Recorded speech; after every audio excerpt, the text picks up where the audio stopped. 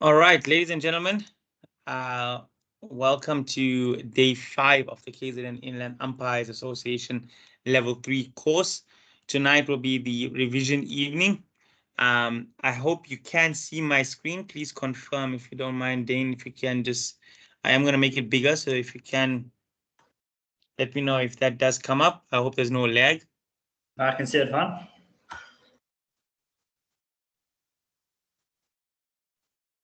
Perfect. Once again, welcome to day 5 of the lectures. So this is lecture number 5, which is day 5 of the CSA Level 3 Umpires course presented by KZN Inland Umpires Association, as well and prepared by the Western Province Cricket Umpires Association. Ladies and gentlemen, so to begin, firstly, well done on getting this far in the course. Your commitment, especially now in December, is commendable. I hope you guys go through where you can in terms of questions, in terms of revision, as well as preparation for the upcoming examination that we will do on Tuesday, the 20th. All right. So, ladies and gents, just to begin, so I'll just ask if you can put your mic on mute until prompted to unmute. When you're finished answering or asking a question, remute yourself, and then when you have finished answering or asking a question, lower your hand if you have any queries. My suggestion is in this case, since I am alone, I ask that you please interrupt in a way and come in if you need any clarity with anything.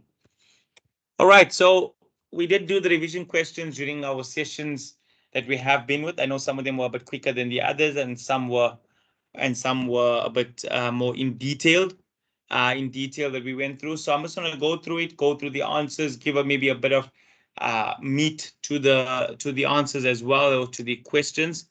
And like Dula said, guys, every question, break it up. Look for the fluff, what doesn't matter. For example, in a question, you could get a batter hit it to the side of the field.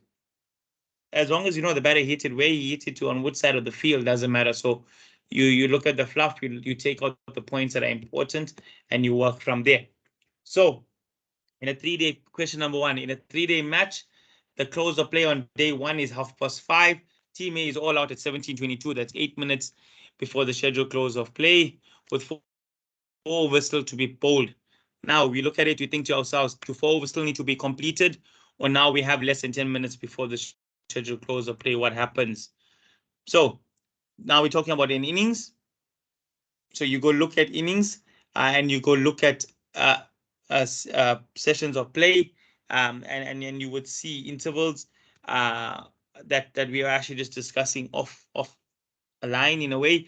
Off the record, we were discussing, Dawood was asking a question about intervals. So there's one question coming up. If an innings, or there's an answer, if an innings ends when 10 minutes or less remains before the agreed time for close of play on any day, there shall be no further play on that day. No change shall be made to the time for the start of play on the following day on account for the 10 minutes. So as we can see, just because you ended 8 minutes earlier doesn't mean now you start 8 minutes earlier the next day. It's neither here nor there in a way. All right. Lunch is scheduled from 12:20 to 1 o'clock. 40-minute lunch. The captain of the batting team declares its innings closed at 12:55.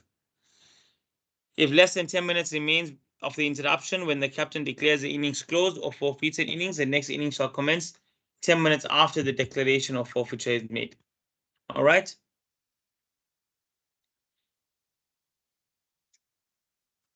Does everyone understand that? So if less than 10 minutes remains of the interruption when the captain declares the innings closed. So if he comes to you, all right, and he says to you, I want to declare my innings at 12:55. Now you know it's only 5 minutes left. You would take it to 13:05. Everyone happy? Cool. Okay, so this was the revision questions we did from our first session, second session that we began. So lunch is scheduled from 12:20 to 1 o'clock. At 12:05, it starts to rain. All right. So now 15 minutes before the scheduled lunch interval, and players have occasion to leave the field. If the players have occasion to leave the field for any reason for more than 10 minutes, or when more than 10 minutes remains before the agreed time for lunch, then unless the umpires and captains together agree agree to also say lunch shall be taken at the agreed time. All right. I will just see who is in the lobby. Ladies and gentlemen, if you can give me a second. Welcome, Cindy. Thanks for joining us this evening. Thanks, sorry, I'm late, James.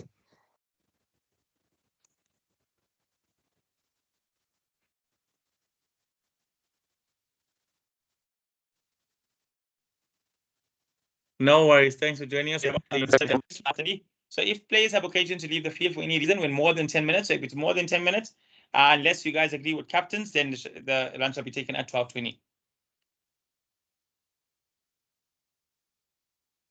Question number 4. In a 3-day match, T is scheduled from 15:20 to 15:40. So we know T is a maximum of 20 minutes in this particular instance. Team A is all out at 14:55. Now, what would you do? That's 25 minutes before the scheduled start of T. If an innings ends when 30 minutes or less remains before the agreed time for T, the interval shall be taken immediately. It shall be of the agreed duration and shall be considered to include a 10-minute interval. All right. So in this case, like we can see, 14:55. So you add 5 minutes, takes you to 3 o'clock. And from 3 o'clock to 3:20 is 20 minutes. So 20 plus 5 is 25. So an innings did end with 30 minutes or less. So you will take T immediately. All right. Lunch is scheduled from 12:20 to 1300. All right. Team A loses its 9th wicket, 12:17. Now it's a 9th wicket. It's not close of play. Sorry, it's not end of innings. So if either 9 wickets are already down when 13 minutes, if 9 wickets are already down in 3 minutes, remains to the agreed time for the interval, or the 9th wicket falls within the 3 minutes, or at any time up to and including the final ball of the over in progress at the agreed time for the interval. So if it fell at 12:20 at 12:20, the interval will not be taken until the end of the over that is in progress. So what that means is you will extend your session by 30 minutes and you'll make your lunch interval now begin at 12:50. Unless the players have occasion to leave the field of play or the innings is completed prior to 12:50, or they have occasion to leave the field prior to 12:50, the innings would then be considered closed if the innings had been completed, or obviously you have occasion to leave the field due to rain, etc. All right. Now we get on to the last hour and minimum number of overs within that period. So the last hour starts at 1700.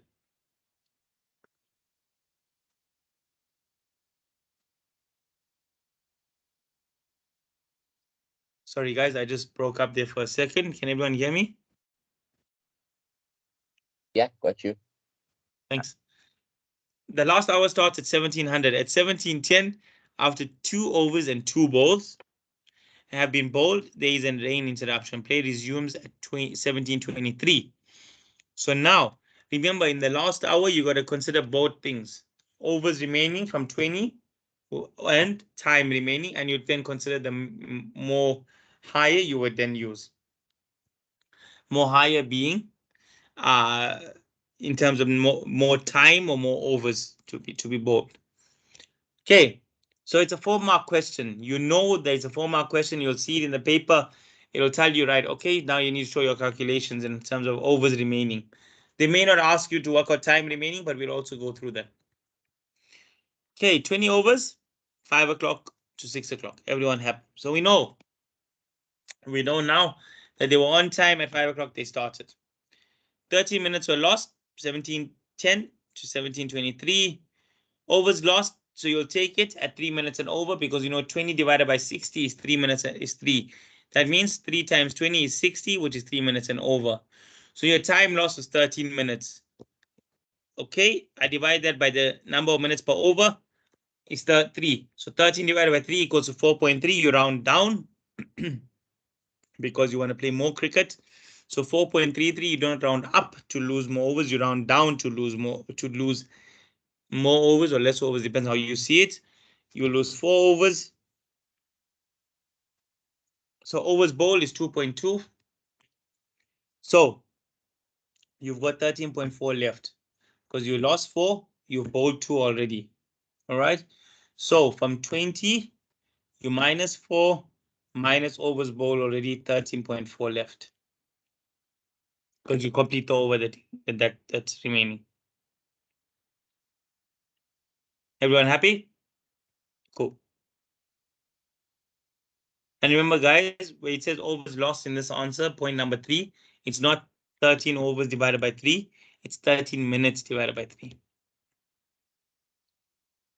Okay, the last hour starts at 5 o'clock. At 17:19, after 5 overs have been bowled, Team A is bowled out, with Team B now requiring 64 runs to win the match. Okay, show step-by-step calculations, determine how many overs remain. So now, again, overs. Law 12.8.2 states if an innings ends after the last hour has started, 2 calculations are to be made. So, guys, now you're looking at it from a point of view whereby if an innings ends, not an interruption, now an innings that's ended, you'll have to do the 2 calculations to be the minimum number of overs still to be bowled in the new innings. So the two calculations are based on overs and the other one based on time.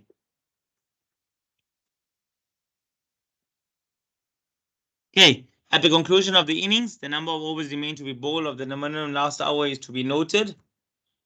It is not a whole number, it should be rounded up to the next whole number. 3 overs for the interval are to be deducted from the resulting number to determine the number of overs to be bowled. So we had 20, 5 play, 15. Now they set up top 3 minutes, 3 overs for every interval. So 15 minus 3, 12 still remaining. Okay. So I'm just going to go back, and I do apologize if it's lagging a little bit. So at 17:19 is when the innings ended. Okay. You're going to come back on at 17:29. All right. I do apologize. It will take a bit of time to come onto your screen. I will wait. Let me know if you are at the end of the slide. If you can't see 12 overs bowled. Yes. Thanks. Moving on. Okay, now you'll do your calculation based on time. Okay, at the conclusion of the innings, the time remaining until agreed time for the close of play is to be noted. 10 minutes for the interval is to be deducted. So now we know it's 17:19 to 1800. So last hour is 1700 to 1800. Okay, so 1800 to 1719, 41. 41 minus the 10 leaves you what, 31 minutes.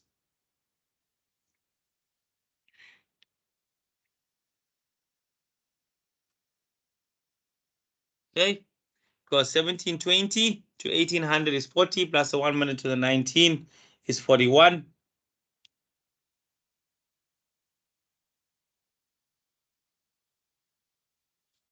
Okay, 30. So now you got 31 minutes remaining. 31 divided by 3 because 3 minutes for every over is 10 overs plus 1, which is 10.33. Now you're going to round up. Okay, you're going to round up. Why? You want to play more cricket. So in the previous instance, one of the previous instances before, it was you round down because you're working on overs. Now you're working on time. So you can go slightly over time because it says that 1 over in part of 3 minutes remains. So you got 0.33, which is part of a time part of 3 minutes as a whole. So 10 overs plus the 1 over with the point. All right, that gives you 11 overs. So overs remaining was 12. Time remaining is 11. You'll go with the greater number, which is 12. Question number 3. Team A scores. Everyone happy thus far? Okay. Team A scores 450 in the first innings of a 4-day provincial match. They bowled out the opposition for 303. The captain of Team A informs you that he wants Team B to follow on. What is your response? So now we know 5-day game is 200. 4-day and 3-day is 150. Okay. We know what the follow-on amounts are. 2 day, 175. Okay, for 1 day. All right. The minimum 4 days, 150. Team A leads by 147 at the completion of Team B's innings. All right. Sorry, at the completion of Team A's innings. Okay. So at the completion of Team B, at the completion of Team B's innings, Team A leads by 147. So the option asking Team B to follow on again and bat again will not be available because it's less than 150.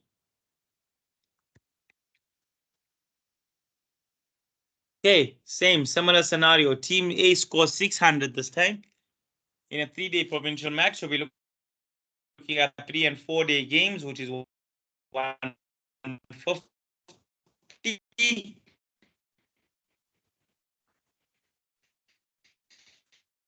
They bowl out the opposition. Okay.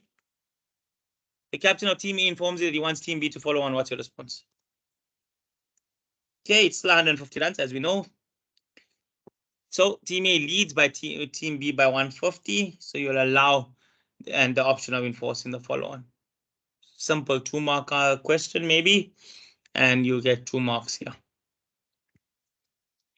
All right, guys, we discussed this, ladies and gents, we discussed this quite recently when it came to these following questions, but we'll just go through them and just jog the memory, and then we can take it from there. The bowler delivers an in-swinging delivery, pitching outside of off stump of the batsman. The batsman shoulders arms and the ball deviates back, hitting him on the front pad above the knee roll in line with the off stump. There's a huge RBW shout. As the umpire is turning down the appeal, the ball eludes the wicketkeeper and hits the fielding helmet placed behind him. Now we know. Let's break it up. Like Dullah said, the bowler bowls an in-swinging delivery, pitching outside of off stump. Pitching outside of off stump. So is he a candidate for RBW? You guys decide. The batsman shoulders arms, no shot offered. Deviates back, hitting him on the front pad above the knee roll in line with the off stump. So pitched outside off, no shot offered, hit him in line. All right, so there's an RBW appeal. Quite a close one. As the umpire is turning down the appeal, it eludes the wicketkeeper. Now there's no shot offered. We know that. Okay, you said not out, but now the batting team wants their 5 penalty runs. Okay. If the ball delivered by the bowler first strikes the person of the striker, run shall be scored only if the umpire says that the striker has either attempted to play the ball with the bat or tried to avoid being hit by the ball. So he was not avoiding injury in this particular case. He was obviously trying not to play a shot. You can see he shoulders arms to the ball. By shouldering arms, he obviously showed that he doesn't want to play the delivery. If the umpire considers that neither of these conditions therein have been met, the leg bye shall not be awarded. If the ball does not become dead for any other reason, the umpire should call and signal dead ball as soon as the ball reaches the boundary or at the completion of the first run. So in this case, you just allow all runs to the batting side, returning in not out batsman to his original end. Award 5 penalty runs that is applicable except for protective helmets belonging to the fielding side. Why? Because no shot was offered. Okay. And we know leg byes cannot be awarded. Okay. As we know, when the ball becomes dead, it becomes automatically dead when it hits the protective helmet, and then with no penalty runs awarding to this batting team.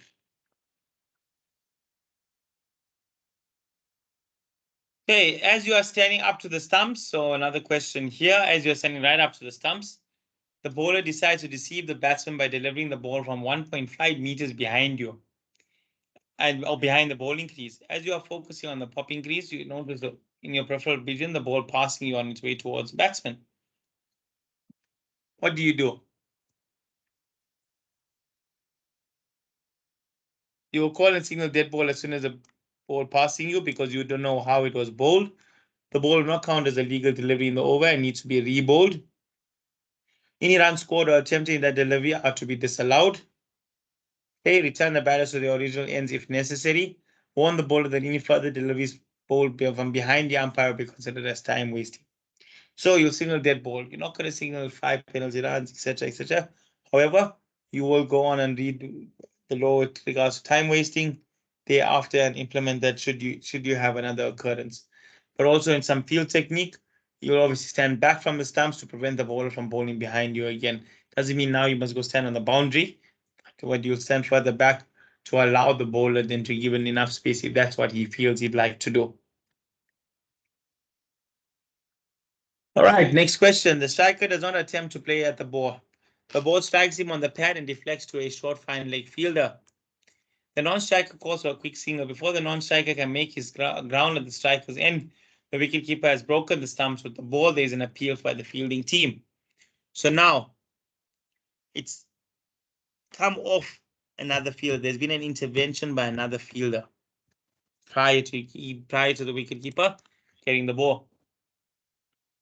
If the umpire feels the leg byes are not to be awarded and the ball does not become dead for any other reason, the umpire shall call a signal dead ball when it reaches the boundary or at the completion of the first run. In this scenario, the non-striker will be given a run out because they did not complete the first run. Okay, and no runs are to be scored, and the incoming batsman will be on strike for the next ball. All right, everyone happy? 3-mark question. Okay, so you'll give your explanation, and then you'll refer to the scenario and say that it is a run out because it only becomes it after the completion of the first run. In this case, it didn't complete the first run, and obviously no runs are to be scored. And the incoming batsman will be on strike for the next ball because the run out occurred on the wicketkeeper's end, on the striker's end.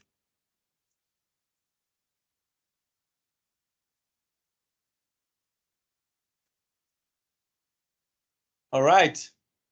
We went through this one this past week, actually.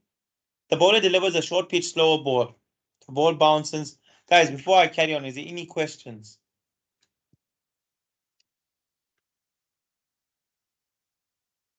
None. No, all good. Perfect. Thanks, Cindy. Okay, everyone, I'm going to carry on. The bowler delivers a short pitch slower ball. The ball bounces once halfway down the pitch. The striker, seeing that, moves deep into his crease. The ball bounces a second time behind the popping crease. So now remember, law states it will bounce more than once in front of the popping crease. So now you know it now bounces behind the popping crease. So it now becomes a legal delivery. Whereby the striker hits the ball in the air towards the middle fielder. The fielder catches the ball, but soon realizes the non-striker, who is a better batsman, has backed up a long way. He throws the wicket down. At the bowler's end, with the striker short of his ground, there's an appeal. Now we're looking at dismissals. Now, what takes precedence, one may ask? The umpire should call and signal no ball if a ball which he or she considers to have been delivered without having previously touched a bat or person of the striker bounces more than once or rolls the ground before it reaches the popping crease. So, half a mark. Put it in there. It may not be a mark in this case, but put it there. Rather, we have extra information. So in this scenario, now we refer to this scenario. The ball bounces the second time after the popping case, which is a fair delivery. Thereafter, court takes precedence, so court will be given out. The striker will be given out court. It's not double play, so the non-striker will be given not out. All right, not out, run out. Okay, will not be given run out. Out for run out. If the striker is not out bowled, then he or she is out caught, even though a decision against either batsman for another method will be justified. So as you can see, court takes precedence. So you'll start off by saying with regards to the no ball as to where it will bounce. So before the popping crease, and the second one was after, so it's a fair delivery. Then you'll go on to which dismissal will take a precedence, and then from there you'll go on to with regards to court taking precedence over and above any other decision except for bold.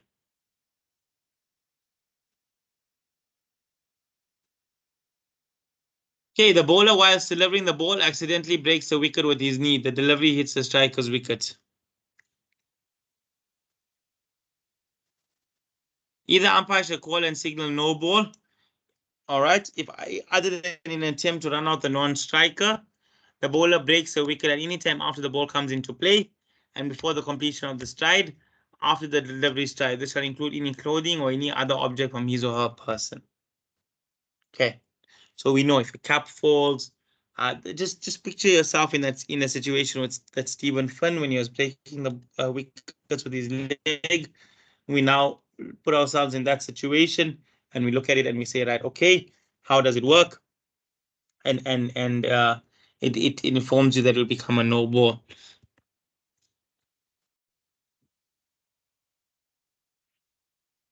Okay, now we get on to some scenarios. Opening bowler Paul pulls up with a groin strain after the fifth over. After his fifth over at 10:48 during the provincial 3-day match, the on-field treatment is until 10:50. There's a drinks break from 11:10 to 11:14. So he comes back onto the field at 11:40. Lunch is taken at 12:20, so he's on for 40 minutes. So let's break it up. Okay, so you'll take time from 10:50. Why? Because the 2 minutes for treatment, which as for playing conditions, you will obviously give towards extenuating circumstances. So he left the field at 10:50. He returns at 11:40. All right. Then you know there's a 4-minute drinks in between that. Okay. So he was off for 15 minutes minus the 4 minutes for the drinks because it doesn't count for or against him. Lunch was taken at 12:20. So Paul was on the field for 40 minutes. At the start of the lunch interval, so now we know he was off for 46. At the start of the lunch interval, so he was on the field for 40 minutes from 11:40 to 12:20. So at lunch, he still owed us a further 6 minutes, okay? Because he was off the field for 50, minus the 4, he owed us 46. He came on and he played for 40. And now 46 minus 40 is 6. After lunch, your lunch will not count for against him as a scheduled interval. He'll come on and bowl 6 minutes after lunch. Okay. Everyone get that? Do you get the break? Do you get the break on Dawood? Yeah, sorry, man. If we go back slide, right? So we're saying that the drinks doesn't count for him or Or against him. Right. So So how come we minus the 4 minutes? So it doesn't count for him. So in what we're trying to say is he was on for 50 minutes, but it doesn't count for him in the sense whereby you're gonna take time off. You're not gonna take 46 and minus a further 4. So the 4 minutes, it's a scheduled interval. So even with the lunch break, everyone was off the field. No play was happening at that point in time. So Right. So what they're trying to show you is that to make your calculation easier, you will first calculate the time he was off. So he left the field at 10:50, right? He was back on at 11:40, which is 50 minutes. So right. If you didn't want to include the drinks in the first particular instance, you would then work it out in two parts. 11:50 to the start of drinks for I think is 11:10. Then you'd go 11:14, 11:14 to 12:50, to 11:40.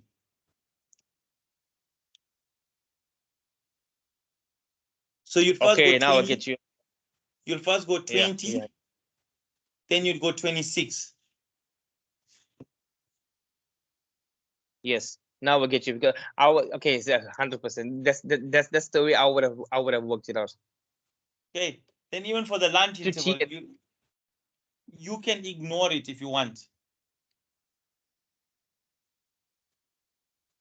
So like the lunch interval doesn't count for or against him. So you're not gonna put it in there. You're not gonna put for further 40 minutes and say, hey, you know what, you can bowl straight after lunch because now you're 34 minutes in favor now. So you're not gonna give a 40-minute lunch and tell him, Paul, you can bowl. You order 6 minutes, but we were off for 40, so you're 34 minutes in the good, in inverted commas. You're not gonna do that either. It's you ignoring it until 1 o'clock. So at 1 o'clock, so at 12:20, when you go off, he owes you 6 minutes. You shut off that part of your card. You shut it off. You say to him, whatever happens during lunch is not your problem.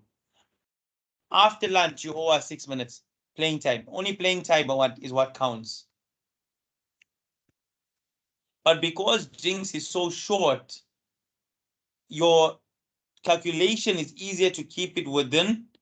So you'll go from 1050 to 1140 as a combination because it's a round figure of 50 and minus the 4. But you can break it up if you want to go only playing time. So you'll go playing time 20, ignore for 4, go 26. 26 plus the 20, and where the ignore part is, you put a plus sign, you get 46. Happy? Yeah, thanks, James.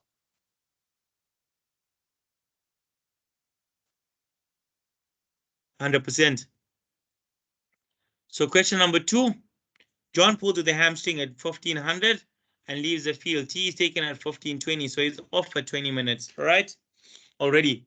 John returns to the field at 1550.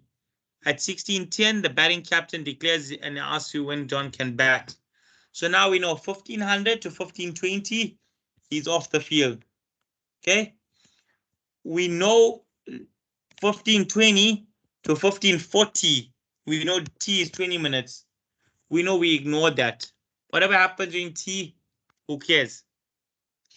But now from 1540 to 1550, hi, John, where are you at? You're not on the field of play. All right, further 10 minutes, so 20 plus 10. Okay, so John left the field at 1500. T is taken at 1520. So the interval at the interval, John owes you 20 minutes.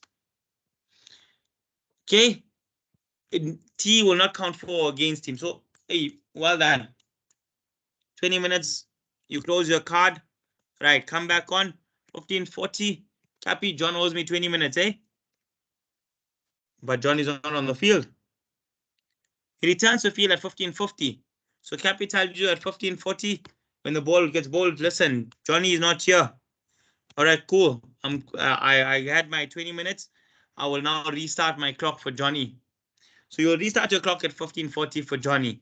So you break it up. You got your first 20 minutes. Put it in the bank. Now at 1550, he comes back. Johnny, our session started at 1540. You are not on the field.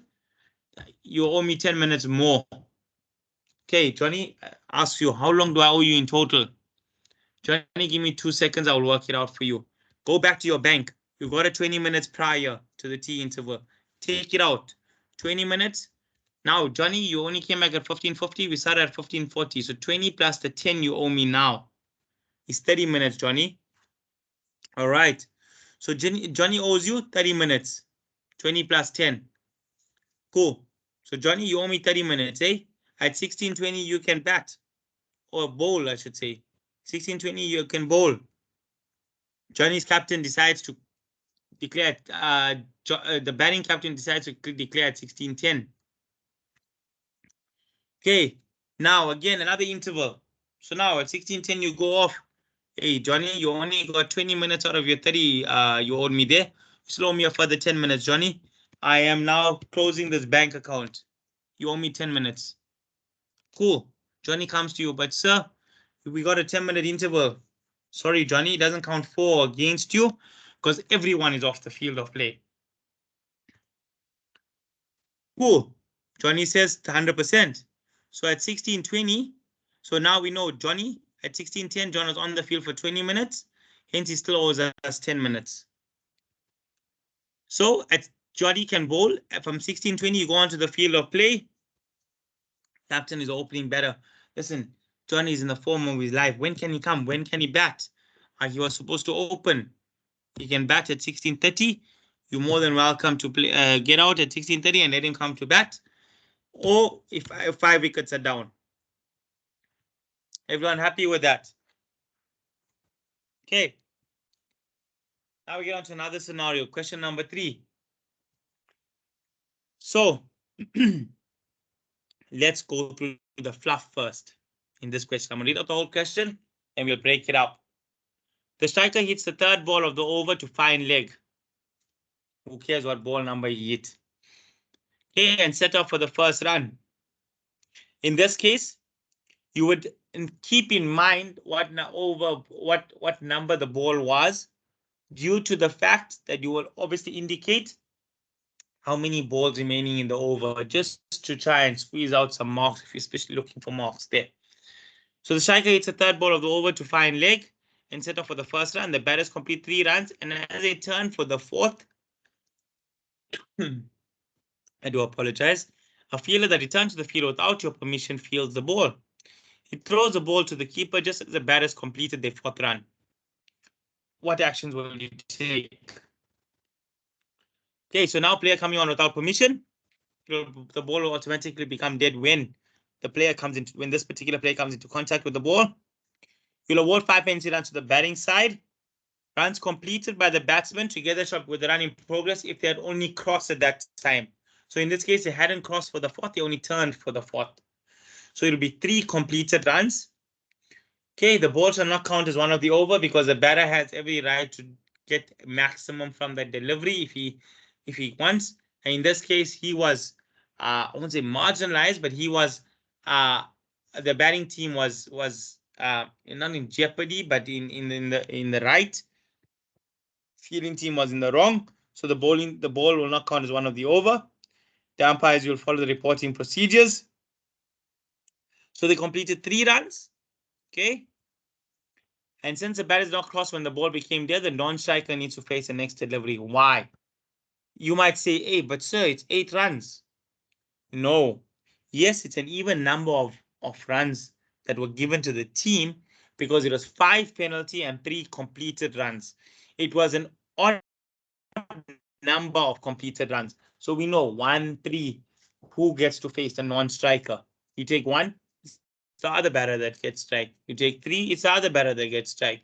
Same in this case. Okay, there are 3 more balls remaining, like I said, because he hit the 3rd ball of the over. So there's 3 balls remaining. Okay. I'll just go back. He hits the 3rd ball of the over. Okay. So you know 3 balls remaining.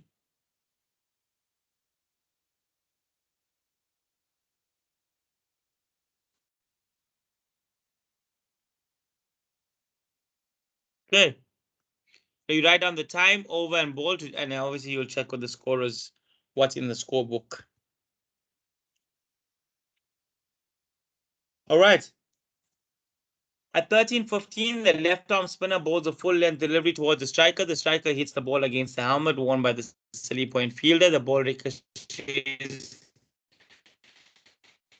in the air towards the cover fielder, who he again decides to run out the non-striker. All right, at the bowler's end, and when the non-striker is short of his ground, the wicket is broken. The striker is out caught. Why? Court takes precedence, and if the ball is delivered by the bowler, not being a no ball, touches his or her bat without having previously been in contact with any fielder, and is subsequently held by the fielder as a catch. If the striker is not out bowled and he is out caught, even though a decision against any other batsman is of method of dismissal would be justified. In this scenario, the striker is out caught as the ball can come off the fielder's helmet and still be caught. Upon the catch being taken, the ball immediately becomes dead, because when a wicket falls, the ball automatically becomes dead, and the run out will be ignored, because you cannot get double play. All right, just getting on to some questions we had yesterday, on Tuesday. With the list of ways you can be out from a no ball, because we go back 1. All right, you cannot be out caught of a no ball. So let's just see what can get out of a no ball with. Hit the ball twice, obstructing the field, and run out. Okay. At 17:58, another scenario question. At 17:58, the final ball of the 104th over in the day, the batsman gets an inside edge onto the ball. The ball ricochets from the wicketkeeper's glove onto his helmet's visor before bouncing back onto the wicket, with the striker short of his ground. If the wicket is put down by the ball let me just move this up slightly. If the wicket is put down by the ball, it shall be regarded as having put down by the wicketkeeper if the ball rebounds onto the stumps from any part of the wicketkeeper's person or equipment, or has been kicked or thrown onto the stumps by the wicketkeeper. The umpire will give the batsman out stumped. Everyone happy with that? 5 more question. Okay. He gets an inside edge. The ball ricochets from the wicketkeeper, so it comes off the wicketkeeper. All right. Back onto the stumps and breaks the wicket or the striker short of his or her ground. There is an appeal, so it will be stumped. Why? Because it will be the wicket is put down by the wicketkeeper as it comes off him or her, and as a person, and it's been or equipment, and has been kicked and thrown onto the stumps by the wicketkeeper. So there's no intervention of another fielder. So it's not a run out, it will become stumped.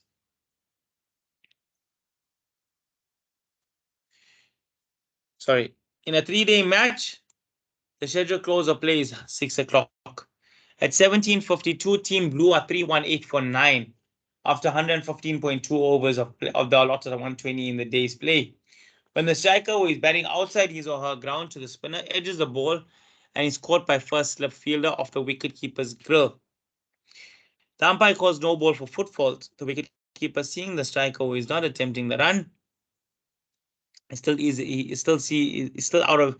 striker still out of his or her ground after breaks the wicket after receiving the ball back from the slip fielder. So we can see is the edges the ball caught by the slip fielder of the wicketkeeper's grill. However, now that he has it caught, the wicketkeeper informs him, hey, pass me the ball. I can see the batter out of his crease. Okay, this first slip fielder throws back the ball to the wicketkeeper and he takes off the stumps, breaks the stumps as an appeal. What would you do? Either batsman is run out if at any time while the ball is in play, he or she is out of his or her ground and his wicket is fairly put down by the actions of the fielder, even though no ball has been called and whether or not a run is being attempted. Okay, the striker is not out if a no run out if a no ball has been called and he or she is out of his or her ground, not attempting a run, and the wicket is fairly put down by the wicketkeeper without an intervention. So you'll mention when it's an intervention, you'll be out run out, and when you won't be out run out is when there's no intervention. 1 mark each. In this scenario, there's an intervention from the first fielder before the wicketkeeper breaks the wicket or the striker out of the ground. Therefore, the striker will be out run out. Okay, Team Blue is now all out from 9 to 10 wickets down. Now you'll know 17:52. Do you come back at 18:02? No. Why? If an innings ends when 10 minutes or less remains before the time agreed for close of play on any day, there shall be no further play on that day, and you'll state that no further change the start of the next day's play. All right. So in this particular case, you're looking at the number. They stated to you number of overs that were bowled.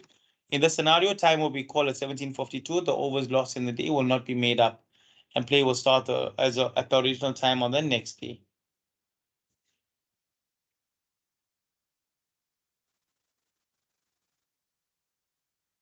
All right, so now we get on to the fluff question. The striker hits a leg side delivery to a position 5 meters in front of square leg. The striker calls a non-striker call for quick single. As the batter's turn for the second run, the short leg fielder moves his left and moves to his left and sticks out his foot, in which he trips the striker who fell onto the ground. The mid-wicket fielder, meanwhile, has gathered the ball and throws the wicket at the striker's end. Remember, now we're dealing with obstruction okay. You will call and signal dead ball and ask the ball from the fielding side and chat to your colleague.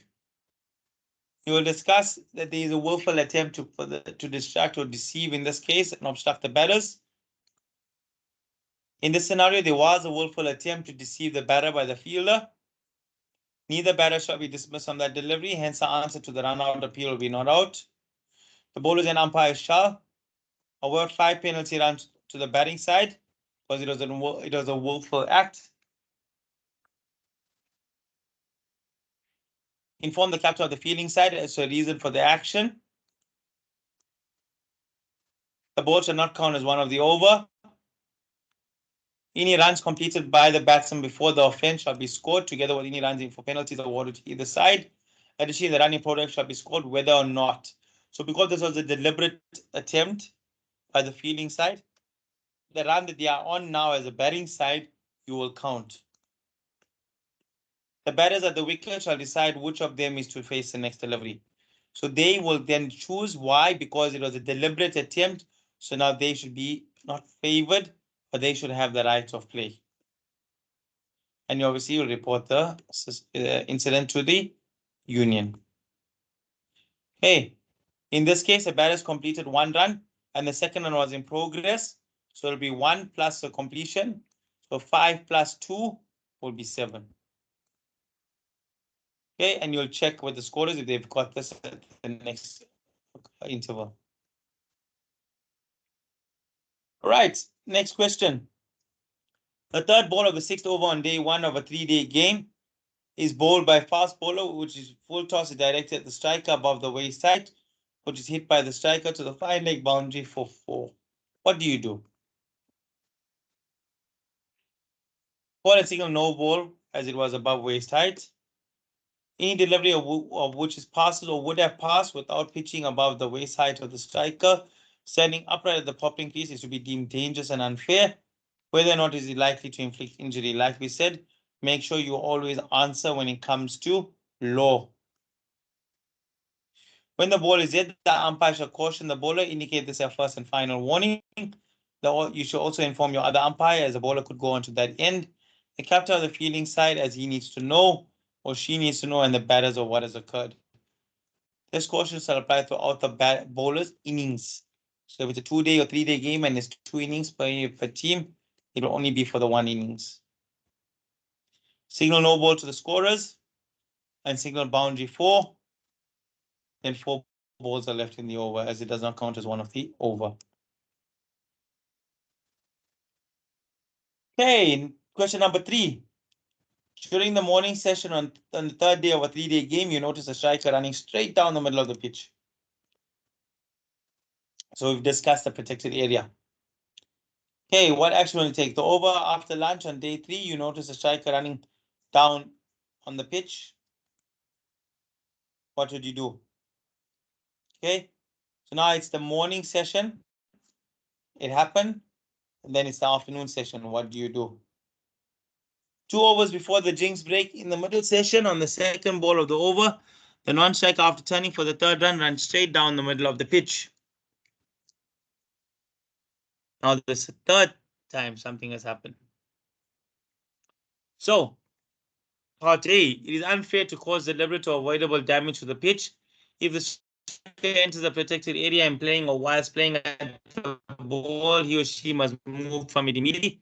Thereafter, a batter will be deemed to be causing avoidable damage if either umpire considers that his or her presence on the pitch is without reasonable cause.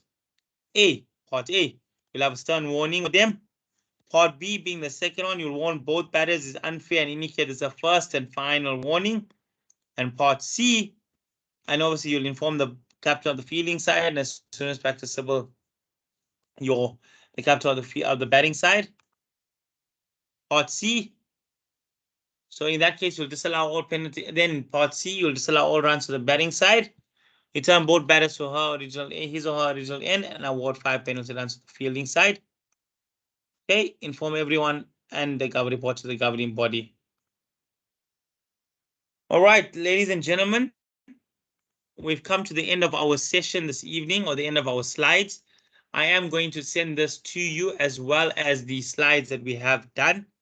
I will send it to you by tomorrow. I ask that you please give me some time to share that, and we can then proceed with the exam on Tuesday. I just would like to confirm the time being 1:30 on Tuesday afternoon. Ladies and gentlemen, I will stop the recording now, and you may want to discuss anything regarding the exam. But before I do stop the recording, is there any questions with regard to any scenarios that we may have been through, or with regards to any of the lessons or lectures that we have been through? I'll give it a few seconds and wait for anyone to come on.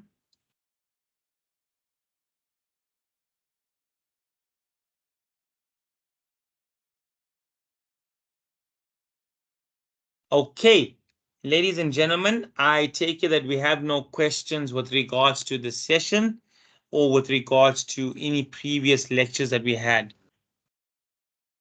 I will stop the recording and then we can discuss anything that you may want to with regards to the venue and stuff. On Tuesday, you're more than welcome to please come a bit early.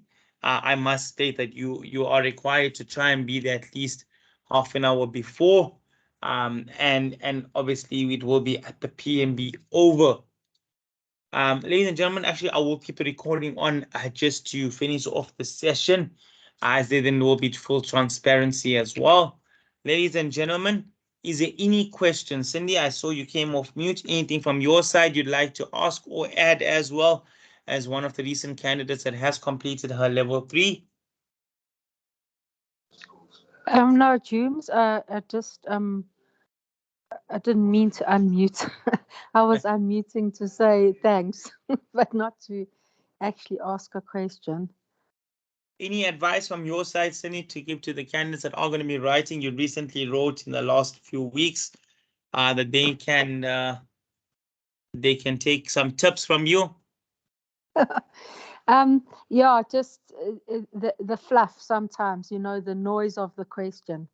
And then it takes you sometimes a while to figure out exactly what they're asking. But just having done the course now again and going through those questions, you know, often it doesn't matter whether the person has hit the ball or, you know, like they'll say they hit it to just in front of mid-wicket. Well, just in front of mid-wicket is they could have hit it anywhere in the field. So sometimes there's noise in the question that makes it sound a bit more complicated than what it is. And I think I struggled because I was doing it online. So the questions were coming up online the whole time. So I had to always go forwards and back. Whereas if you're actually writing there on the paper in front of you, I think it'll be a bit easier because you can see the whole question in front of you. Brilliant. Thank you, Cindy. Yes, I think Cindy touched on a valid point there. When everyone joined the session, I did say about regards to the exam, it is better to write in person. Then you can also skip questions if you would like to come back to something. It's not just the question on screen that you have to attempt at that point in time, and you can go back and forth and pace yourself better. I think in that sense. So thanks, Cindy. Thanks for the advice. We look forward to seeing you on Sunday at the PMB Oval. That'll be fantastic, and to end off the mid-season break. All right, ladies and gents, if there's nothing else from you guys, I would move to close the session. If there's anything you require with regards to Tuesday, please let me know. I will try and have the venue set up by then, and we will write at the PMB Oval in the main dining hall, or the players dining hall as we call it. So the three of you guys are more than welcome to come through and write your examination. All right, ladies and gentlemen, I now bring the KZN Inland Umpires Level 3 course to a close. Thank you and have a fantastic weekend. Take care. Bye-bye. James? Sure, James. James.